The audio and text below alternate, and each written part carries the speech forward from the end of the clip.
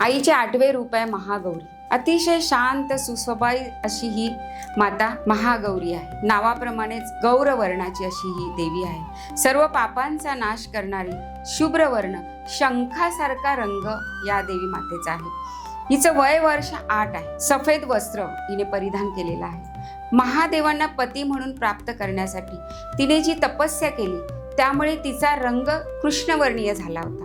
ती सावळी पडली होती, शरीर कृश झालं होतं। तेव्हा महादेवांनी गंगा जलाने तिला स्नान घातल्यानंतर तिचा वर्ण गौर झाला, ती गोरी झाली आणि तिला महागौरी असं महादेवांनी नाव दिलं। ती ही महागौरी, हीच देवी कौशिकी आहे, हीच देवी अन्नपूर्णा आहे। हिला खीरपुरीचा नैवेद्य अतिशय प्रिय आहे आणि हिला रंग जो आवडतो तो रंग आहे गुलाबी। त्यामुळे गुलाबी रंगाची वस्त्र जर आपण या दिवशी परिधान केली तर ती महागौरीला समर्पित केल्यासारखी होतील।